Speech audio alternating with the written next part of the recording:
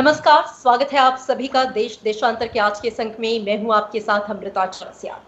देश देशांतर में आज के अंक में हम बात करेंगे डेटा सुरक्षा की, उसको लेकर चुनौतियों की, उसमें हो रही सेंधमारी और उसको पार पाने के उपायों पर करेंगे विस्तार से बातचीत। दरअसल हाल ही में एयर इंडिया, डोमिनोज और बिग बास्केट के ग्राहकों के डेटा में एक बड़ी सेंधमारी हुई है।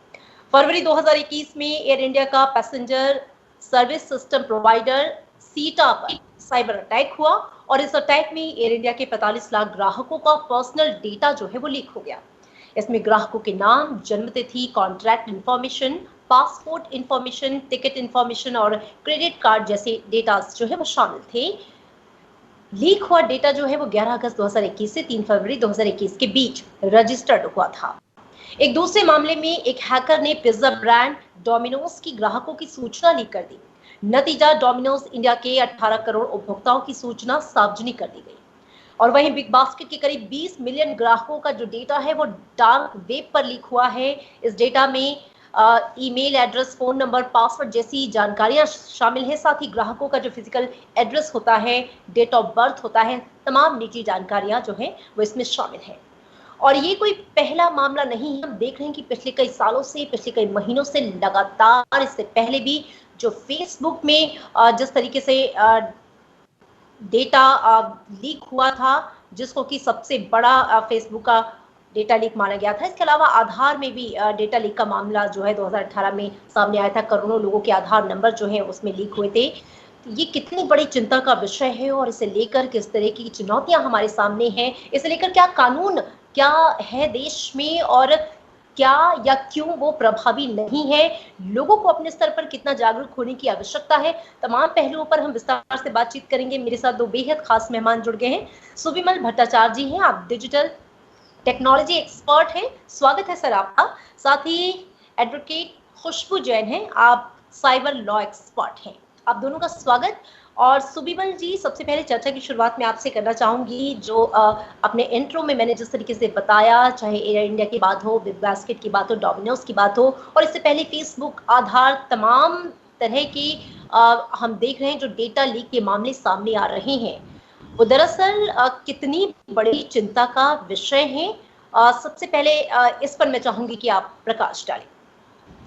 देखिए, ये बहुत चिंता की बात है और जैसे कि आपने दोहराया कि ये सारे घटनाएं होते जा रहे हैं, हमारे देश में भी हो रहा है, विदेश में भी लगातार हो रहे हैं। अमेरिका इतने एडवांस्ड है साइबर टेक्नोलॉजीज में, फिर भी देखा जाता है कि अमेरिकन ग्राहकों का भी डिटेल्स बीच बीच में किसी शॉपिंग मॉल की साइट या और किसी बैंक की साइट ऐसे किसी में हैकिंग होकर निकाल रहे हैं। जहाँ तक हमारे सवाल है एयर इंडिया की बात और आज जैसा आपने डोमिनोज की बात जिक्र किया, तो ये एक एक्टिविटी जो है, ये कुछ क्रिमिनल सिंडिकेट गैंग्स, कुछ टेररिस्ट आज अपने आप में इसको एक बड़ा महत्व बड़ा इन्होंने एक इसको अपनाया है कि साइबर अटैक या डेटा लीकेज या डेटा को हड़प के ले और इसके बाद इसको डार्क वेब में डाले या इसके आगे आपकी रैंसम की तरह इसको आगे डाल के ऑर्गेनाइजेशन से पैसा ले। कुछ ही दिन पहले मई महीना की 7 तारीख को आपने देखा था कि अमेरिका में कॉलोनियल पाइपलाइंस का भी एक बड़ा तरीका से हैकिंग किया गया और इसके बाद रैंसम जब दिया छोड़ा गया। अब जहाँ तक बात आती है कि ये जो डेटा चोरी या एक्टिविटी ये बंद नहीं होगा, ये चलेगा। आप जितने भी कोशिश करते हैं, आप हर नेटवर्क अपने आप में तकनीकी तरीका से, मैनेजमेंट की प्रिंसिपल से और इसके बाद कुछ स्टैंडर्ड ऑपरेटिंग प्रोसीडियर के हिसाब से चलाया जाता है, फिर भी उसमें लगातार बहुत सारे ऑर्गेनाइजेशन की नज़र रहते हैं। कुछ सरकारें इसमें जुड़े रहते हैं, वो आप state actor, non state actor, terrorist syndicate, criminal syndicate, ये सारे लोग आज देखते हैं कि डेटा, जिसको हम data is the new oil, data is the new gold जो हम बताते हैं, डेटा की जो महत्व जो है, ये लोग इसका दुरुपयोग कुछ सालों से कर रहा है। और जितने दिन जा रहे हैं ये चिंता की विषय हो रहा है, क्योंकि आपकी जो जितनी इंफॉर्मेशन है, जैसे आपने अभी जिक्र किया था, नाम, डेट ऑफ बर्थ, आपकी एक प्रोफाइल बन जाती है डार्क वेब में, जिसको बेचा जाता है, जिससे आपकी प्रोफाइलिंग होती है। और आज के डेट में आर्टिफिशियल इंटेलिजेंस, मशीन लर्निंग, ये सारे टूल्स को इस्तेमाल करके इसको आपको बहुत सारे प्रीडेटरी मार्केटिंग की शिकार भी आप होते हैं। और इसके साथ साथ विशेषकर वल्नरेबल सेक्शंस, वीमेन, चिल्ड्रन, ये लोग बहुत सारे आपकी क्राइम की भी शिकार हो जाते हैं। तो इसलिए इसको बड़े महत्व से लेना चाहिए, ले भी रहे सरकार, लेकिन क्या है कि इसमें सिर्फ सरकार की दायित्व नहीं रहता है। सरकार पॉलिसी लेवल में इंटरवीन करते हैं, लेकिन जहाँ तक एयर इंडिया है, जहाँ तक आपकी डोमिनोज है, ये सारे अपने आप को जो अपने सर्वर्स में, जो अपने सारे नेटवर्क्स में जितने सुरक्षा की इंतज़ाम करते हैं, उसमें लगातार निगरानी रखनी पड़ती है। उसको लगातार आज के डेट में जिसको कहा जाता है सिक्योरिटी ऑपरेशन सेंटर, सॉक के माध्यम से रियल टाइम बेसिस में मॉनिटर किया जाता है। फिर भी देखा जाता है कि कुछ ना कुछ कहीं लूप होल रह जाता है, या कभी पैचअप ठीक से नहीं होता है, या कभी कहीं एक इंटरनल एम्प्लॉई की तरफ से भी लीक आउट हो जाते हैं। तो इस तरीक़ा के जो एक्टिविटीज़ होते हैं, इनमें और स्ट्रिक्ट नज़र होना चाहिए, क्योंकि ज़्यादातर समय में आजकल देखा जाता है कि कहीं एक इंटरनल इन्वॉल्वमेंट होता है। 70% साइबर क्राइम्स में एक इंटरनल एंगल भी होता है। तो इनको इसी तरीक़ा से इसको अपनी जो स्टैंडर्ड ऑपरेटिंग प्रोसीजर है, जो आपकी इसकी मैनेजमेंट की जो बात आती है, डेटा मैनेजमेंट की, सारे संस्था आज के डेट में एक चीफ इंफॉर्मेशन ऑफिसर या चीफ सिक्योरिटी ऑफिसर रखते हैं। तो इनको और बजट के हिसाब से इनको इम्पोर्टेंस देना पड़ेगा। पैच वर्क, अपडेट करना, इसमें इम्पोर्टेंस देना पड़ेगा। प्रैक्टिसेस पे ध्यान देना पड़ेगा। ये सारे आ जाते हैं सारे संस्थाओं के ऊपर। बिल्कुल, और इन चीज़ों को, जिन बातों का जिक्र आपने किया, इसे एड्रेस करना इन संस्थानों की ओर से भी बेहद ज़रूरी है। एडवोकेट खुशबू, मैं आपका रुख करना चाहूँगी। और हमने जिस तरीके से चर्चा की, लगातार इस तरह के मामले जो है वो बढ़ते जा रहे हैं, और ये ना सिर्फ हमारी निजी सुरक्षा पर, बल्कि इसके साथ ही साथ देश की सुरक्षा पर, राष्ट्रीय सुरक्षा पर भी एक जो है बड़ी चिंता का सबब बनते जा रहे हैं, बड़ी चुनौती बनते जा रही है। सबसे पहले तो मैं आपसे ये समझना चाहूँगी कि अगर हम कानून की बात करें, तो क्या आप जब हम साइबर सुरक्षा की बात करते हैं, या इस तरीके से जो डेटा लीक के मामले सामने आ रहे हैं, इसको एड्रेस करने के लिए क्या हम किसी तरह के कानून की कमी को महसूस करते हैं? क्या इसे लेकर वो सारी व्यवस्थाएं हैं कानून के लेवल पर जो इसको कर्व कर सके, इस पर पूरी तरह से पाबंदी लगा सके, या जब भी इस तरह के मामले सामने आते हैं तो कंपनियों को या संस्थाओं को भी आमतौर पे वो या तो अपना पल्ला झाड़ लेते हैं, या फिर कुछ दिन बाद जो है बात रफा दफा हो जाती है? तो कानून इस मामले में क्या कहता है? जी, बिल्कुल सही क्वेश्चन उठाया है आपने। जैसे कि अगर आप अभी जो करंट हमारा जो कानून है वो इस चीज़ में थोड़ा सा लैक करता है। हमारे पास रूल्स है, हमारे पास में इंफॉर्मेशन टेक्नोलॉजी एक्ट जो है वो है, और उसके तहत हमारे पास में एक रूल आए हैं। उस रूल का नाम है information technology reasonable security practices and procedure of sensitive personal data and information rules, short में SDPI रूल्स ऑफ 2011। इस रूल के तहत आपकी कोई भी पर्सनल इन्फॉर्मेशन है, सेंसिटिव पर्सनल इन्फॉर्मेशन है, जिसकी डेफिनेशन उन्होंने वहाँ पे दी हुई है, जैसे कि password, financial information, physical mental health condition, sexual orientation, medical records, history, biometric information, या किसी भी बैंक रिलेटेड क्रेडिट कार्ड जितनी इन्फॉर्मेशन है। तो इनको लेकर अगर कोई भी इन्फॉर्मेशन कोई भी एंटिटी की तरफ से जाती है तो उनके ऊपर सजा है। 43A का एक उसमें प्रावधान है, बट उसमें सिर्फ एक छोटी सी चीज ये है कि उसमें ये बोला जाता है कि अगर इस ब्रीच के तहत कोई प्रॉफिट या लॉस होता है तो उस कंडीशन में आप वहां पर जा सकते हैं। तो यहाँ पे प्रॉफिट एंड लॉस की तो कोई बात ही नहीं आती है, आपको यहाँ चेंजेस लेकर आनी पड़ेगी, क्योंकि ये बहुत पुरानी चीज हो गई कि आप प्रॉफिट एंड लॉस की बात करते हैं। बिकॉज आज की कंडीशन जो हम देख रहे हैं, हम इस तरीके से देख रहे हैं कि ये जो डेटा है, जो मशीन लर्निंग और AI की हम बात कर रहे हैं, जो बिग डेटा की हम बात कर रहे हैं, ये एक डेटा के साथ में 5 और डेटा को कंबाइन करके क्राइम कंप्लीट कर दिया जाता है। तो हम मैं आज नियरेस्ट नहीं बता सकते कि कोई डेटा अगर आज ब्रीच हुआ है तो आज ही कि आज उससे कोई लॉस होगा या उससे मुझे कोई इम्पैक्ट होगा। कॉम्बिनेशन ऑफ माई डेटा जो अवेलेबल है, डार्क नेट पे अवेलेबल है, इजीली इन्फॉर्मेशन अवेलेबल है लोगों के पास में, मेरी जिस तरीके से ब्रीचेस हो रहे हैं, तो उसके तहत उसके मद्देनजर रखते हुए, जैसे बाकी देशों ने इस चीज़ को लेकर बहुत सारे प्रावधान बनाए हुए हैं, इंडिया को भी इस प्रावधान को लाने की जरूरत है। हमारा डेटा प्रोटेक्शन बिल अभी भी पेंडिंग है, और डेटा प्रोटेक्शन बिल के सेक्शन 2025 में इस बारे में दिया गया है कि ब्रीच को लेकर बहुत स्ट्रिक्ट प्रावधान दिए गए और ये बोला गया है कि अगर आप डेटा कंट्रोलर है तो आपकी लाइबिलिटी बनती है कि आप डेटा का सुरक्षित ध्यान रखें, और अगर आपकी तरफ से ब्रीच होता है तो आपको क्या क्या करना होगा।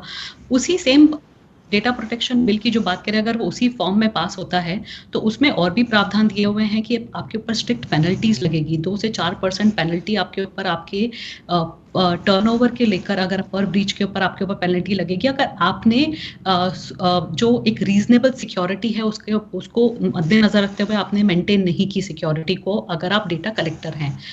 तो ये सारी चीजें आना बहुत जरूरी है। हम एशियन कंट्रीज में ही देखिए, अगर एशिया पैसिफिक तो बहुत सारी कंट्रीज है जो ऑलरेडी इन लॉज को लेकर आ चुकी है जहां पे ब्रीच को लेकर स्ट्रिक्ट प्रावधान है।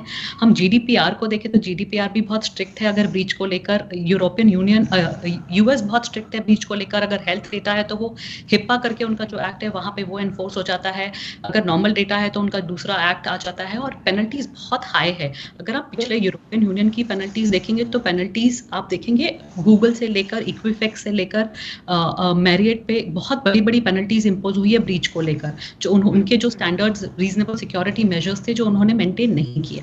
एक और चीज़ है हमारे यहाँ पे, हम इस चीज़ को भी एक स्टैंडर्ड को लाना पड़ेगा कि इंडस्ट्री वाइज आप किस क्रिटिकल इंडस्ट्री है, अगर आप हेल्थ डेटा प्रोसेस करते हैं, हेल्थ डेटा कलेक्ट करते हैं, या आप एक दूसरा डेटा कलेक्ट करते हैं तो किस, या फाइनेंशियल डेटा कलेक्ट करते हैं तो किस तरीके की कैटेगरीज बनानी होगी और इनको क्या स्टैंडर्ड्स मेंटेन करने होंगे। बिकॉज अभी जिस SDPI रूल्स की मैं बात कर रही हूँ वहाँ पे वो बोलता है आप रीजनेबल सिक्योरिटी स्टैंडर्ड मान के चले, पर आपने वो प्रूडेंट रीजनेबल सिक्योरिटी स्टैंडर्ड को डिफाइन नहीं किया। आपने नीचे एक ISO 27001 आप डिफाइन कर दिए कि आप इसको मेंटेन करें, बट हम जिस तरीके की फेज में आज आ चुके हैं, आज के टाइम पे जिस तरीके का डेटा कलेक्ट किया जाता है, जो सुबीमल जी बता रहे थे कि data is the new oil, and जैसा कि आपने भी सही बोला कि ये सिर्फ एक मार्केटिंग बेस या फिर एक ई-कॉमर्स प्लेटफॉर्म के लिए नहीं रह गया है। हम एक्चुअली एक जगह पर बैठकर हम वॉर लड़ सकते हैं दूसरी कंट्री के साथ में। तो इस तरीके की जब सिचुएशन हमारे पास में है तो ये बहुत जरूरी है कि हम एक स्ट्रिक्ट प्रावधान लेकर लाए, ताकि इन कंपनीज को भी समझ में आए कि ओके इस तरीके के लॉज हैं और इस तरीके के स्टैंडर्ड मुझे मेंटेन करने पड़ेंगे। जो हमारे आरबीआई ने एक रेगुलेशंस, हमारे आरबीआई ने एक रूल्स लेकर आए थे कि आप एक ऑडिट करेंगे, आप सर्टेन के साथ में ये करेंगे, आपको एक स्टैंडर्ड मेंटेन करना है। तो ये स्टैंडर्ड मेंटेन आप बाकी प्लेटफॉर्म्स, बाकी एंटिटीज के लिए भी ले आए। आप डिफाइन कर दें कि हेल्थ के लिए आप इतना स्टैंडर्ड आपको मेंटेन करना जरेगा, आपको एक ऑडिट करवाना, जो सर्टिफाइड ऑडिट कंपनी है जो रिकॉग्नाइज्ड बाय सर्टेन है उनके साथ में आपको एक ऑडिट करवा के रखनी होगी with in 6 months, with in 1 year। तो वो पूरा प्रोसेस, और आई थिंक जब पेनल्टी या पीनल प्रोविजंस आ जाएंगे तो इन कंपनीज को भी डर लगेगा कि किस तरीके का डेटा रखें और सिक्योरिटी पे ज्यादा ध्यान दें। बिल्कुल बिल्कुल सही बातें आपने उठाई हैं सुविमल जी। भारत में ज्यादातर मामलों में जिन यूजर्स का डेटा लीक होता है वो भी कोई कदम नहीं उठाते, हमने ऐसा देखा है। कंपनियों पर मुकदमा नहीं होता, साथ ही यूजर्स के अलावा न सरकार की तरफ से और ना ही किसी अथॉरिटी या एजेंसी की तरफ से डेटा लीक को लेकर कंपनियों पर केस किया जाता है। और जो पेनल्टी की बात कही खुशबू जी ने, वो भी है। ये स्थिति कितनी खतरनाक है और इस मामले को इतना लाइटली लेकर और रफा दफा कर दिया जाता है, बस कुछ दिन चर्चा होती है। ये स्थिति कितनी भयावह हो सकती है, क्योंकि हम जानते हैं कि जो निजी सुरक्षा है वो जुड़ी है हमारे देश की राष्ट्रीय सुरक्षा से। देखिए, जो हमारे उपभोक्ता है इनकी जागरूकता इसमें और होनी चाहिए, और इसीलिए आज के डेट में न्यू हो रहा है, क्योंकि इनको पता नहीं। जैसे खुशबू ने IT एक्ट की जिक्र किया था, IT एक्ट में आज के डेट में भी जितने प्रावधान हैं ज़्यादातर लोगों को इसके बारे में मालूम नहीं। हमारे आज के डेट में बहुत लोग जुड़ चुके हैं, फिर भी 50-60% पॉपुलेशन आज इंटरनेट के माध्यम से ट्रांजैक्शन कर रहे हैं इस देश में। तो ये जनरली सोशल मीडिया में जुड़े रहते हैं और इनकी इंफॉर्मेशन इधर उधर बहुत सारे साइट्स में जाके वो खुद देते रहते हैं। बड़ा सा एक कैजुअल अप्रोच इसीलिए रहता है क्योंकि इनको आज के डेट में भी अपनी सुरक्षा के बारे में वो सोच अब तक नहीं आया है। और इसीलिए हमें साथ साथ में ये जितनी सुरक्षा की बात आती है, जो ऑर्गेनाइजेशंस की बात आती है, जो सरकार की तरफ से क्रिटिकल इंफ्रास्ट्रक्चर डेफिनेशन और इसके बाद मैनेजमेंट के बाद, उसके साथ साथ जितने सारे कंज्यूमर से उपभोक्ता है इनका नॉलेज में इनके लिए एक अवेयरनेस प्रोग्राम भी करना ज़रूरी है कि ये बेसिक कुछ आपकी साइबर हाइजीन का प्रैक्टिस आपको करना पड़ेगा। आप कहीं से कुछ ईमेल आते हैं उसमें आप अपने सारी इन्फॉर्मेशन दे देते, या वेबसाइट्स में जाके कुछ सारे गिफ्ट्स के नाम पे आप इंफॉर्मेशन देते, तो आप अपने आप को एक इस तरीका की जो क्रिमिनल सिंडिकेट्स है, टेररिस्ट है, इनकी गतिविधियों में आप खुद शिकार हो जाते हैं। लेकिन जहाँ तक बात आती है, खुशबू जी ने बड़ी अच्छी बात बताई कि आईटी एक्ट और इसके बाद डाटा प्रोटेक्शन है, ये दोनों कानून में यहाँ संशोधन की ज़रूरत है। और इसी संशोधन में इसीलिए सिर्फ प्रावधान नहीं डाल के और इसको ऑर्गेनाइजेशन या इसकी मैनेजमेंट की तरफ से देखा ना जाए, ये सारे जो इतने सारे सिटीजन्स अपने इतने सारे नागरिक जो इसमें जोड़ रहा है, इनकी क्या सुरक्षा है, इनकी सुरक्षा को भी ध्यान में रखते हुए इनके लिए भी क्या प्रोविजन आप ला सकते हैं वो देखना पड़ेगा। अब ऑडिट की बात इन्होंने जिक्र की, ऑर्गेनाइजेशन ऑडिट करा लेते हैं, अच्छे संस्था से आपकी सर्ट के चुने हुए ऑर्गेनाइजेशन से ऑडिट करवाते हैं, लेकिन अगर आप सेपरेट भी कभी ऑडिट करते हैं, आप देखते हैं कि कुछ ना कुछ कमियां रह जाता है। कभी एक आध फॉर्मल ऑडिट के बाहर इनफॉर्मल ऑडिट भी बहुत सारे संस्था कराते हैं, मैं भी 2-3 संस्था में जाता हूँ, लीक्स रहते हैं, लूप होल्स रहते हैं। तो ये सारे प्रैक्टिसेस हमें बहुत यहाँ पे बहुत स्ट्रीमलाइन करना पड़ेगा। हमारा जो आज के डेट में सबसे ज़रूरत है, ये जैसे भी पढ़ा है, क्रिटिकल इंफ्रास्ट्रक्चर ठीक से डिफाइन करके सारे ऑर्गेनाइजेशन के लिए अलग अलग उसकी लेवल, उसकी महत्व ऑन सिक्योरिटी को देख के उसका प्रावधान किया जाए। अभी जैसे हेल्थ मिनिस्ट्री डिजिटल हेल्थ के बारे में या डिजिटल हेल्थ रिकॉर्ड के डिजिटल हेल्थ एक्ट की बात की गई थी आपकी 2018-19 में। फिर जब ये पर्सनल डेटा प्रोटेक्शन बिल आ रहे थे तो एक डिसीजन हुआ कि उसी में इसको सब्ज्यूम कर दिया जाएगा। अब हेल्थ आज के डेट में इतने इम्पोर्टेंट हो चुका है। कोविड-19 की जब शुरुआत आई थी तब आपने देखा था कि लोग मेडिकल रिपोर्ट व्हाट्सएप और सारे सोशल मीडिया के माध्यम से लोग लीक आउट कर रहे थे। ये तो बेसिकली कानूनी अपराध है। तो ये ज़्यादातर लोग जानते नहीं, सरकारी संस्था के लोग नहीं जानते, वही रिपोर्ट आपकी व्हाट्सएप के थ्रू जाती। तो ये सारे जो हम आज पर्सनल डाटा प्रोटेक्शन बिल लाएंगे, जिसमें हम sensitive personal data, critical data, ये सारे जितने हम क्लासिफिकेशन करेंगे, इसके बाद डाटा फिड्यूशरी के ऊपर रिस्पॉन्सिबिलिटी लाएंगे, पेनल्टीज लाएंगे, इससे एक इंस्टीट्यूशनल मैकेनिज्म की एक एक्टिविटी होगा। लेकिन साथ साथ में जो मैं हमेशा हर प्रोग्राम में ये बोलता हूँ कि ये जितने संस्था जिसमें लोग अपने आप की इंफॉर्मेशन दे रहे, इनके ऊपर एक परसेंटेज इनके टर्नओवर होना चाहिए कि पब्लिक की अवेयरनेस में वो स्पेंड करें।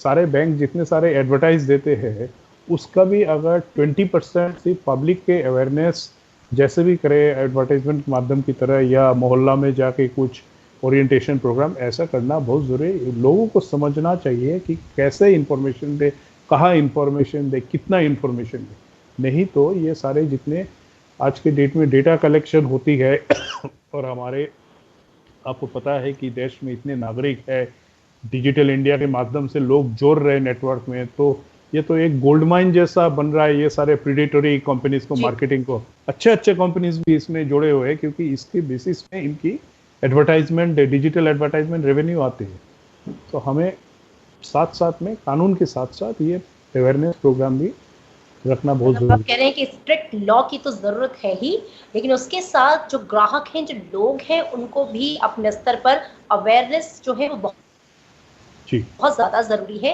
कि दरअसल उनके डेटा का इस्तेमाल कहाँ कैसे हो रहा है, और अगर लीक हो रहा है तो उसको लेकर भी उन्हें सारी जानकारी मिले। खुशबू जी, डेटा चोरी का ये जो पूरा कारोबार है 10,000 करोड़ रुपए से ज्यादा का है, इसमें विदेशी कंपनियां लगी हुई हैं। क्या आप ये मानते हैं कि कोई कानून ना होने की वजह से, कोई स्ट्रिक्ट लॉ ना होने की वजह से, जैसे कि हमने दूसरे देशों में देखा है कि इसे लेकर बहुत स्ट्रिक्ट जो है वो लॉज हैं, और इसी वजह से जो पुलिस भी है हमारी, वो इस मामले में चाहकर भी कुछ नहीं कर पाती है और मामला आया और गया जैसी बात हो जाती है? जी, आपने दो क्वेश्चंस को मिक्स किया है। एक बात हो जाती है कि डेटा प्रोटेक्शन को लेकर लॉ, या फिर आप अपने डेटा को आप किस तरीके से संभालेंगे, और अगर डेटा ब्रीच हो जाता है तो वो जो पेनल्टीज की जो बात है वो। और दूसरा हो गया डेटा लोकलाइजेशन या जुरिस्डिक्शन को लेकर, कहाँ लॉ इन्फोर्समेंट नहीं काम कर पाती है, बिकॉज आप जिस तरीके की डेटा बात कर रहे हैं, हम यहाँ पे कोई बॉर्डर नहीं है, ये एक बॉर्डरलेस क्राइम है। यहाँ से शुरू होता है, कहीं और चला जाता है, और लॉ बेसिकली वर्क करता है जुरिस्डिक्शन के ऊपर। आप जिस भी पुलिस स्टेशन या जिस भी स्टेट में जाएंगे, वो जुरिस्डिक्शन के हिसाब से लॉ को रजिस्टर करते हैं और काम करते हैं। तो आप जिस तरीके की, और आप टेक्नोलॉजी की बात कर रहे हैं यहाँ पर, तो यहाँ पे बेसिक इशू आता है कि अगर उन्हें पता भी चल गया कि ओके इस तरीके की चीज़ हुई है, तो वो डेटा यहाँ पे रिसाइड नहीं करता है। ये जितनी मल्टीनेशनल कंपनीज हैं, इनका बहुत बार जवाब देता है कि हम हमारे सिटीजन की, हमारे यूज़र की हम प्राइवेसी पे ज़्यादा ध्यान देंगे, आपकी कंपनी का लॉ का हमें कोई हमारे पास कोई जवाबदारी नहीं है। तो इनकी जो यूज़र की जो खुद की कंपनी की जो पॉलिसी है, ये हमारे कंट्री के सॉवरेनिटी या हमारे कंट्री के कॉन्स्टिट्यूशन से बड़ी हो जाती है। और ये क्यों कर पाते हैं? क्योंकि ये डेटा यहाँ पे रिसाइड नहीं करता, डेटा यहाँ से इनके डेटा सेंटर्स में बाहर रिसाइड करता है। तो हमारे यहाँ के एक बेसिक लॉ एनफोर्समेंट, अगर आप अपने लोकल पुलिस स्टेशन में जाएंगे तो आप उनसे कैसे एक्सपेक्ट कर सकते हैं कि वो बड़ी मल्टीनेशनल कंपनीज या छोटी कंपनीज भी जिनका एग्जिस्टेंस इंडिया में नहीं है, एग्जिस्टेंस है इंडिया में पर उनका फिजिकल एग्जिस्टेंस इंडिया में नहीं है, वो कैसे एनफोर्स करें लॉ को? उनको पता भी चल गया कि इस प्लेटफॉर्म से हुआ है, इस तरीके से हुआ है, ये यूज़र है, बट उसका डेटा, उसका इंफॉर्मेशन नहीं ले पाते हैं, वो यूज़र कौन चला रहा है, उसके पीछे कौन है, वो नहीं पता चल पाता है। दूसरी बात जो आपने बोली वो बिल्कुल सही है कि हाँ, स्ट्रिक्ट लॉ की बहुत ज़रूरत है। बाकी जो सारी कंट्रीज है, आप जीडीपीआर को देखेंगे, आप बाकी लॉज को देखेंगे, बहुत स्ट्रिक्ट है इनको लेकर। तो जो सुबिमल जी ने भी कहा वो बिल्कुल सही बात है कि इन कंपनीज को एक पोर्शन अपना जागरूकता में डालना होगा। आपको अवेयरनेस बढ़ानी पड़ेगी। बट मैं बोलूँगी कि अगर अवेयरनेस, अगर आपके ऊपर इतनी हाई पेनल्टीज इम्पोज होगी इस तरीके का कि आप किस टाइप का डेटा ले सकते हैं, आपके पास अथॉरिटी है या नहीं है, उसका एक नेक्सस होना चाहिए। अगर आप कंपनी ए है और उसको रिलेटेड आपको अगर डेटा चाहिए, आप बोलें, आप सारा डेटा का यूजर्स का नहीं ले सकते हैं। आप कौन प्रोसेस कर सकता है डेटा को, कौन सेल कर सकता है, तो ये सारी जो चीज़ें हैं, अगर ये इस पे क्लैरिटी आ जाती है, इस पे लॉज बन जाते हैं और स्ट्रिक्ट पीनल प्रोविजंस आ जाते हैं, तो इन कंपनीज को खुद को डर लगेगा और ये अपने तरीके से करने लगेगी। आरबीआई ने जो स्ट्रिक्ट नॉर्म्स लेकर आए हैं कि आप अगर कोई डेटा, अगर कोई क्राइम होता है तो इन बैंक्स को या इन पेमेंट गेटवेज को पेमेंट करनी होगी अगर उनकी तरफ से कोई ब्रीच हुआ या नहीं हुआ है। तो इन्होंने बहुत जागरूकता लाना शुरू कर दी, इन्होंने अपने यूजर्स को बताना शुरू कर दिया पासवर्ड शेयर करें नहीं करें। तो आई थिंक ऐसी चीज़ें अगर सबके लिए एक यूनिफॉर्म स्ट्रिक्ट पीनल प्रोविजंस आ जाएंगे तो इन कंपनीज को भी डर लगेगा कि हम ज़्यादा डेटा लेंगे और अगर हमारी सिक्योरिटी हमने अप टाइट नहीं रखी तो मुश्किल हो जाएगी। दूसरी बात होती है जो अटैक्स बहुत आसान हो जाते हैं बिकॉज हम पैसा स्पेंड करते नहीं है एज अ कंपनी। हमारा फॉरमोस्ट हम लीगल और सिक्योरिटी पे ज़्यादा ध्यान नहीं देते हैं। तो जब पता चलेगा कि इतनी बड़ी पेनल्टीज आ सकती है, 2 से 4% ग्लोबल टर्नओवर जितना ब्रीच के ऊपर आपके ऊपर पेनल्टी लग सकती है, और रिसेंटली अगर 2019 और 20 के ही हम पेनल्टीज देखें तो इतनी हाई पेनल्टीज ओवरऑल इम्पोज हुई है ब्रीच की ग्लोबली। तो अगर उनको सबको देखे, उसके मद्देनजर रखते हुए, तो आई थिंक इन सब कंपनीज को ध्यान में रखना पड़ेगा और ये खुद जागरूक हो जाएगी कि मुझे अपनी सिक्योरिटी पे ध्यान देना है, मुझे लूपहोल्स नहीं रखने, मुझे थर्ड पार्टी एंड पे भी लूपहोल्स नहीं रखने। तो वो अपनी सिक्योरिटी जब टाइट हो जाएगी तो आई थिंक ये क्रिमिनल्स को अटैक करना थोड़ा मुश्किल हो जाएगा। जी बिल्कुल। सुबिमल जी, राष्ट्रीय अपराध रिकॉर्ड ब्यूरो के जो आंकड़े हैं वो कहते हैं कि 2018 में जो साइबर अटैक थे वो 28,248 की तुलना में 2019 में जस्ट जो है वो डबल हो गए। 44,546 मामले जो है वो साइबर अटैक के दर्ज किए गए और लगातार हम देख रहे हैं कि इसमें वृद्धि होती जा रही है। राष्ट्रीय सुरक्षा नीति 2013 जो है वो उसमें जिन बातों का जिक्र है, उसके अलावा साइबर हमलों से निपटने के लिए जो हमारी नीति है, क्या वो पर्याप्त है या फिर जिस तरीके से ये हमले या ये अपराध बढ़ रहा है इसमें और मॉडिफिकेशन की जरूरत है?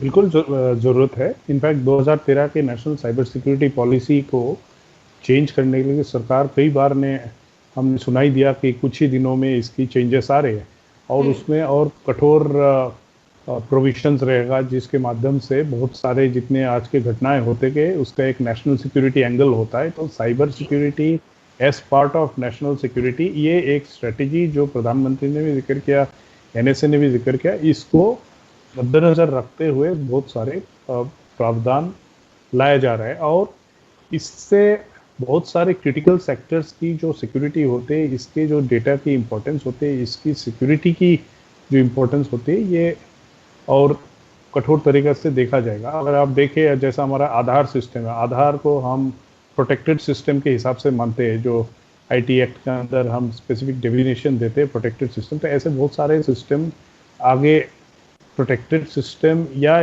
उतनी लेवल ऑफ सिक्योरिटी में मेंटेन करना पड़ेगा, ये सारे प्रोविजंस आएंगे। लेकिन हमारा बात है कि सरकार की तरफ से ये सारे प्रोविजंस जितनी जल्दी अनाउंस किया गया और इसके बाद लागू किया गया, ये बहुत ज़रूरत है इस वक्त, क्योंकि पेंडेमिक के समय से ये देखा गया है कि ये जितने सारे डार्क एलिमेंट्स है आपकी इंटरनेट में, इनकी गतिविधि और बढ़ गए, नंबर ऑफ साइबर क्राइम बढ़ गए। अगर आप इस साल की स्टेटिस्टिक्स देखें, आप देखेंगे ऑलमोस्ट डबल हो गया पिछले साल के जो थे, क्योंकि आज के लोग, बहुत सारे लोग अब ऑनलाइन ही काम कर रहे हैं। ऑनलाइन ही ये जो अमेरिका की कॉलोनियल पाइपलाइंस की इतने बड़े हैक हुए, ये बेसिकली किसी का वर्क फ्रॉम होम का नेटवर्क के माध्यम से ये हैकर्स घुसे सिस्टम पे। ऐसे हमारे बहुत सारे अनरिपोर्टेड रहते हैं। साइबर क्राइम का एक स्टिग्मा एलिमेंट भी होता है। बहुत सारे कॉर्पोरेट प्राइवेटली कुछ आईटी एक्सपर्ट से इसको संभाल लेना चाहता है, ये आगे रिपोर्ट भी नहीं करना चाहता। तो आगे जो हमें ध्यान देना पड़ेगा कि सरकार की तरफ से ये जैसे आईटी एक्ट है, ये डेटा प्रोटेक्शन एक्ट है, ये नेशनल साइबर सिक्योरिटी पॉलिसी, ये तीनों को आगे लाए और इसको तुरंत आपकी इम्प्लीमेंट करना बहुत ज़रूरी है।